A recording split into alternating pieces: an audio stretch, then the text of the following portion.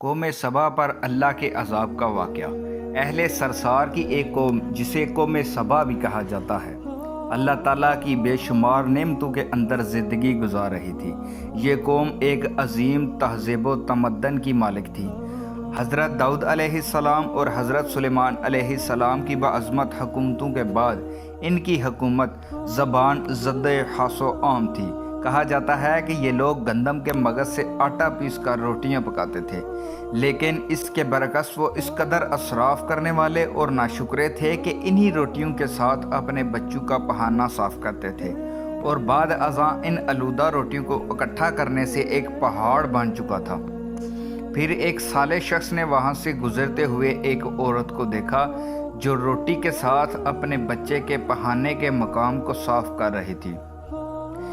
اس شخص نے عورت سے کہا، تیرے اوپر افسوس، خدا سے ڈر، کہیں ایسا نہ ہو کہ خدا تیرے اوپر اپنا غضب ڈھائے اور تجھ سے اپنی نعمت چھین لے۔ اس عورت نے جواب میں مذاق اڑایا اور مغرورانہ انداز میں کہا، جاؤ جاؤ، گویا کہ مجھے بھوک سے ڈرا رہے ہو۔ جب تک سرسار جاری ہے مجھے بھوک سے کسی قسم کا کوئی خوف نہیں۔ کوئی عرصہ زیادہ نہیں گزرا تھا کہ اللہ تعالیٰ نے ان لوگوں پر اپنا غضب ڈھایا۔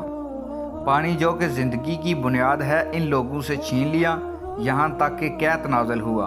بات یہاں تک پہنچ گئی کہ ان کی ذخیرہ کی ہوئی تمام غذا ختم ہو گئی۔ آخرکار وہ مجبور ہو گئے اور انہی آلودہ روٹیوں پر ٹوٹ پڑے جو ان لوگوں نے اکٹھی کر کے پہاڑ کی مانند ڈھیر لگایا ہوا تھا، بلکہ وہاں سے روٹی لینے کے لیے صف لگتی تھی تاکہ ہر کوئی وہاں سے اپنے حصے کی روٹی لے سکے۔ کفرانہ نعمت، قحط اور ان کی بدحالی کے بارے میں متعدد روایات ملتی ہیں۔ سورۃ نحل کی آیت نمبر 112 اور 113 میں یوں ارشاد ہوتا ہے، اور اللہ نے اس بستی کی بھی مثال بیان کی ہے جو محفوظ اور مطمئن تھی، اس کا رزق ہر طرف سے باقاعدہ آ رہا تھا، لیکن اس بستی کے رہنے والوں نے اللہ کی نعمتوں کا انکار کیا تو خدا نے انہیں بھوک اور پیاس کا مزہ چکھایا، صرف ان کے اعمال کی بنیاد پر کہ جو وہ انجام دے رہے تھے۔ اور یقیناً ان کے پاس رسول آیا تو ان لوگوں نے ان کو جھٹلایا، پھر ان تک عذاب آ پہنچا کہ یہ سب ظلم کرنے والے تھے۔ کسی قوم سبا کے بارے میں ایک اور واقعہ بیان ہوتا ہے کہ ان لوگوں نے اپنی زراعت کو بہتر طور پر کاشت کرنے کے لیے پانی ذخیرہ کرنے کی خاطر بلک کے دو پہاڑوں کے درمیان ایک بہت بڑا بند مرب تعمیر کروایا تھا، اور دوسرے پہاڑوں سے گزرا ہوا پانی اس بند میں آ کر وافر مقدار میں جمع ہو جاتا تھا۔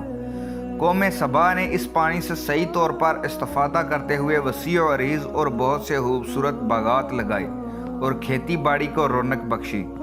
ان باغات کے درختوں کی شاخیں اس قدر پھلوں سے لدی ہوئی ہوتی تھی، کہتے ہیں کہ اگر کوئی شخص سر پر ٹوکری رکھ کر ان کے نیچے سے گزرتا تو پھل خود بخود ٹوکری میں گرنا شروع ہو جاتے اور قلیل مدت میں ٹوکری تازہ پھلوں سے بھر جاتی، لیکن نعمتوں کی کثرت نے انہیں شکر کرنے کی بجائے غافل کر دیا، یہاں تک کہ ان کے درمیان بہت بڑا طبقاتی نظام وجود میں آ چکا تھا، اور ان میں صاحب اقتدار لوگوں نے کمزور اور ضعیفوں کا خون چوسنا شروع کر دیا، یہاں تک کہ ان لوگوں نے خدا سے ایک احمقانہ التماس کیا، جس کا ذکر سورۃ سبا کی آیت نمبر 19 میں ملتا ہے۔ انہوں نے کہا، خدا ہمارے سفروں کے درمیان فاصلہ زیادہ کر دے۔ انہوں نے اللہ تعالیٰ سے یہ التماس اس لیے کی تاکہ غریبوں، بے نوا لوگوں، امراء اور ثروت مند ان کے ہمراہ سفر نہ کریں۔ ان کی خواہش یہ تھی کہ آبادیوں کے درمیان خشکی ہو اور فاصلہ بہت زیادہ ہو تاکہ تہی دست اور کم آمدنی والے لوگ ان کی طرف سفر نہ کر سکیں۔ اللہ تعالیٰ نے مغرور پیٹ کے پجاریوں پر اپنا غضب نازل کیا۔ بعض روایتوں کے مطابق ان مغرور لوگوں کی آنکھوں سے دور صحرائی چوہوں نے مرب نامی بند کی دیواروں پر حملہ کر کے انہیں اندر سے کھوکھلا کر دیا۔ ادھر سے بارشیں زیادہ ہوئیں جن کی وجہ سے سیلاب آ گیا اور اس بند میں پانی بہت زیادہ اکٹھا ہو گیا تھا۔ اچانک بند کی دیواریں ٹوٹیں اور اس سے ایک بہت بڑا سیلاب آیا جس میں تمام دیہات، آبادیاں، مال مویشی، باغات، کھیتیاں اور ان کے محل اور گھر پانی میں غرق ہو کر نیست و نابود ہو گئے۔ ان کے باغات اور زراعت میں سے صرف بیری کے درخت اور کچھ جھاڑیاں بچ گئی تھیں۔ خوشلحان پرندے وہاں سے کوچ کر گئے تھے، جبکہ الو اور کووں نے قوم سبا کے کھنڈرات میں اپنے گھونسلے بنا لیے تھے۔ اس بات کا ذکر سورۃ سبا کی آیت نمبر 15 اور 16 میں ملتا ہے۔